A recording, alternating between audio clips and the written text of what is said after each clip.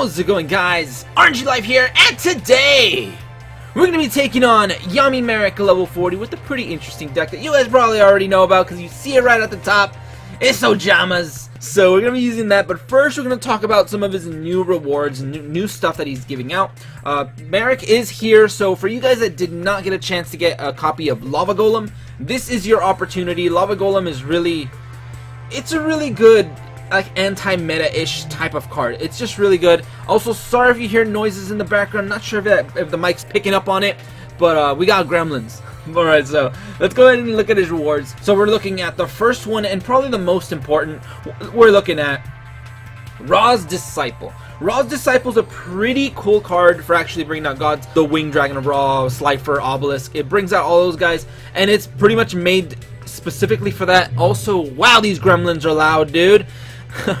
Alright, so we got the Ra's Disciple over here. It's pretty cool, like, for thinning out your deck. You basically summon one of them. It doesn't matter if it's a normal or a special summon. You gotta summon one of them, and you get 2 more copies from the deck or from your hand. So I think that is one really cool factor. The one play I instantly thought about is, since it is a pretty much level 4 fairy, I considered using that one card that it was a card trader card. If you do have a god in hand, say if you do get the Egyptian god, which I think we're gonna be able to get it, unlock it later when level 50 comes out or whatever. But if you manage to get 3 of these guys on the field, you can first turn tribute for the Winged Dragon of Ra. I would have really liked it if you would have given us Spear Mode, which he runs. So let's go ahead and look at more of his stuff. We also got Magical Stone, Excavation, I guess pretty interesting card. It might be a little bit more useful later on, but right now it does state discard 2 cards and target 1 spell in your grave and add it to your hand. Maybe it would be useful when we have spells that kind of activate in the grave, so you discard them and you do some shenanigans in the grave with them or whatever, so you can get the most benefit off of it. But usually it's gonna be to bring back that one clutch card that you really need. I know we don't have Monster Reborn, but that would have been the perfect example because you usually get to use that and try to swing for game. We also got Flashbang, which is a pretty interesting card, I guess. I mean, it's different. It's basically just when you take a hit from your opponent's monster, end the turn, so they don't get all their attacks in. It's as soon as they hit you with their first monster, bam, Flashbang. It ends the battle, or ends their whole turn. So I think that's pretty cool. And then we got Double Payback, which is it's a pretty cheeky card, but it does seem a little bit situational. But if you can pull this off, ooh, it is gonna be insane. It basically does state when you take 1,000 damage or more from your opponent's card effect, so it cannot be from battle, so that's a little bit lame. It would have been nice if we can like take 2,000 damage and wreck your opponent, but it's basically for every 1,000 damage they deal you from a card effect, you place a payback counter on it. And basically, if you get 2 payback counters, if they deal 2,000 damage by effect damage with this, then you get to deal double to your opponent because they take 2,000 for every payback counter. I think that's pretty crazy and pretty cheeky. I mean, I don't know if we're going to be able to pull this off. I know I can see why it's a rare. I mean, it's a little situational, but whatever. So let's go ahead and get started looking at the deck. Alright, and this is the deck that I am using. It's a pretty standard Ojama build. Let's go ahead and talk about some of the cards. Obviously, we're running 2 of each Ojama. You don't really need much more than that. Just 2 of each is fine. We got triple Ojama Blue because this guy's your searcher. I considered cutting this guy to 2, but I think for consistency's sake, we're keeping him at 3. This guy is your searcher. You basically crash him into your opponent's monster, and you get a search, or two Ojamas added to your hand. I'm using Restart because balance was slightly nerfed, and now it's just too inconsistent.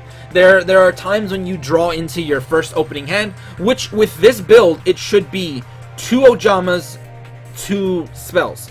And those spells hopefully are going to be one of the 4 polymerizations, since we're running Fusion Sage and triple poly.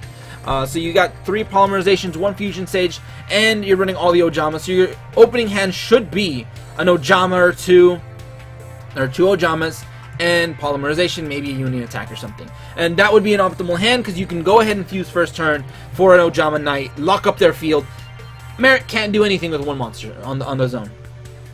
Marik can't do anything with one monster. He pretty much loses. And that's why it is so OP to have an Ojama Knight first turn. Now, I'm running Restart because balance was nerfed, so now you don't have that consistency. You might have 3 spells in your opening hand, only 1 monster, or 1 spell and 3 monsters, which could be good, but it might backfire. And then you also have the chance of opening with a uni attack, one of the last turn cards, which would be terrible. And it's just too inconsistent. I think Restart's a little bit better because you get to pick out your hand. And that's pretty much it. We just got the Ojamas. We're running the Gravekeeper's Vassal in this build. I think if you do want to run Piranha, it would be a bit more situational, but you probably have to run maybe, I don't know, 2 or 3 copies of Riryoku, and that would really hurt the consistency of the deck. So I just really don't recommend it. We're also running Enchanting Fitting Room. This card is just pretty good for the turns where you start off with the polymerization. I don't know, maybe you only have 1 Ojama. You got this card, you activate it, you try to force some Ojamas out on the field, and then you fuse for them. So I think that's the only situation where this card is good. You normally do not want to have 2 cards on the field, so you just gotta keep that in mind, because you don't want to have 2 monsters on the field at any time, because Lava Golem will come out. If you have 3 monsters on the field, you're still gonna get wrecked, because he will Wing Dragon of Raw Sphere mode you, so he'll get memed on, dude. And that's pretty much it. I went ahead and talked about everything that's important in the deck. Let's go ahead and just get started with the farm. Alright, and there he is, YAMI Marik, looking all threatening. So we're using Mai. It's basically use anybody who has Restart, and right now I want Mai to get some skills. I want a Harpy's Hunting Ground. Ooh, this hand is bad. We are definitely restarting. Alright. So restart, let's see what we get. Come on. Playable hands, playable hands. It's worse. It is worse now, dude. Alright, so he's starting off with Gilgarth. That's fine, I guess. We got the Poly, though. We got it. Woo! That's too good. Too good! Alright, so right now, I could be a little bit cheeky, because one thing I try to do in this deck, I try to lower my life points as much as possible. So I could activate Fitting Room, try to get some Ojamas on the field. Hopefully we don't hit 3. I don't think we'll hit 3. Oh no, we're starting off strong. Alright, we don't want to hit 3 Ojamas. 1 is fine. Alright, fair enough. We're going for 1. I hope you're ready. Alright, so right now, I already have a Poly, so we're good. I'm going to go ahead and fuse green and black into Ojama Knight. So, well, that one. Don't want to use the one from my hand. Alright. Pretty good. I think we're all set up, completely set up. I think we got this game in the bag. Now, all we got to do is just not really summon any more monsters that stay on the field. The only thing we can really do is summon, what is it, Ojama Blue to crash. Is the only play I will accept right now. So I'm gonna go ahead and just keep passing, and that's pretty much it. You win. There is nothing he can do. Absolutely nothing he can do. Maybe unless you lower your life points too much, I don't think he will activate one of his masks to try to burn you, because your monster has 0 attack, so he's not scared of it. So right now we're gonna go ahead and keep ending. It's my turn. Draw. My turn is nervous. Draw. All right, we got that fusion stage. A little bit more thinning. Pretty good. Adding that last Poly. Alright, so this deck is all about deck thinning, and we gotta have less cards than our opponent. That's pretty much it. Alright, so this should be a really quick game.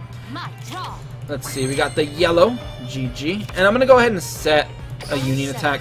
I'm also gonna set a Polymerization, because that's gonna be my last turn Poly. I'm gonna save it for the last turn, so we just kind of want to have that there. Alright, so that's pretty much game right now, dude. I'm telling you, this is pretty much it. Now we're gonna go ahead and summon Ojama Blue, and I'm gonna crash it. I'm trying to lower my life points, so I think this is the only one we can deal to ourselves. Yeah, 14 is all we have left, so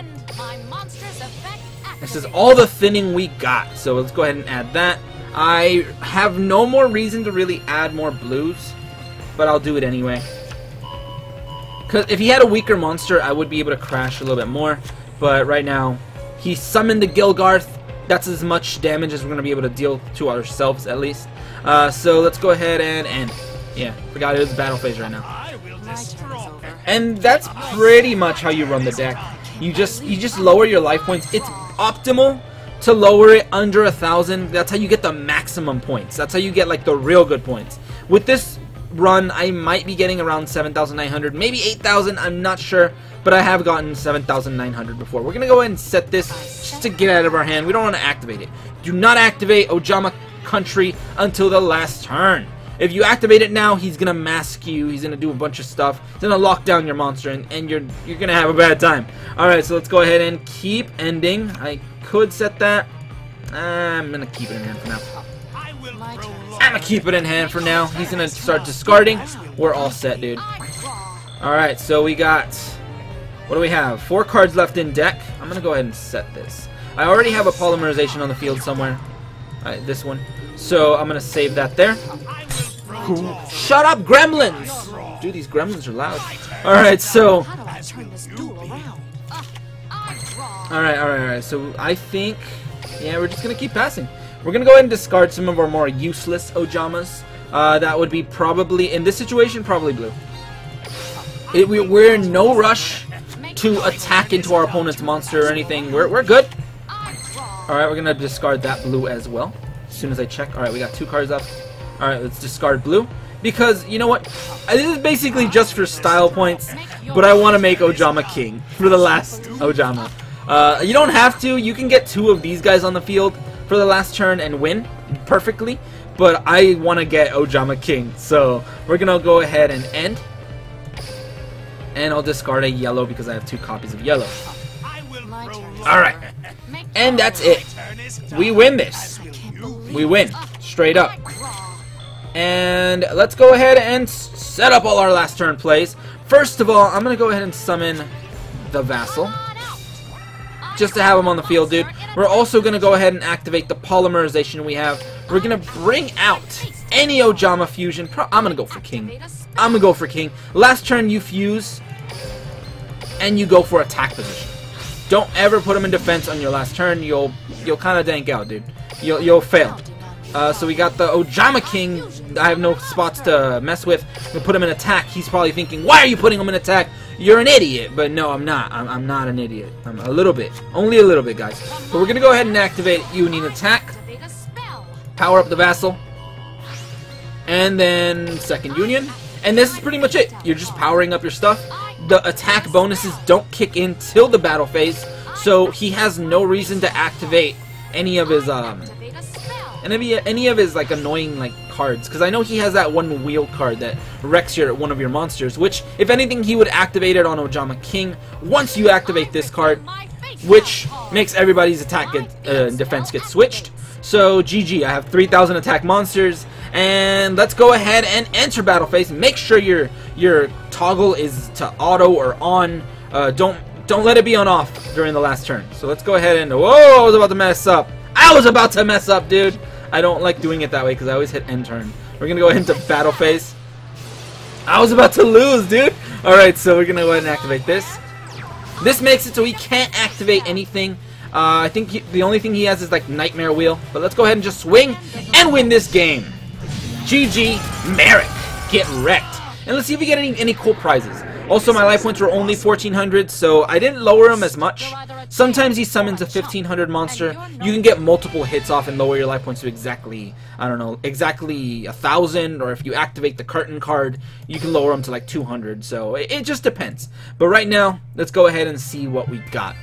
We got our win and 79. Like I said, dude, we got 7,900. Already got 2 copies of Double Payback, which I would like to make a deck for this, but this card is really situational. If only it was with any kind of damage, but whatever. But that's pretty much it. If you guys lower your life points a little bit more, you will definitely hit that 8,000. I've done it before. Just try to lower it under 1,000, or under 1,000, under 500, around that area. So, and then you should be good, which is pretty easy to do once you're just crashing your Ojama Blues to search. And that's pretty much it. If you guys enjoyed, go ahead and leave a like, share, and subscribe for more Duel Link shenanigans.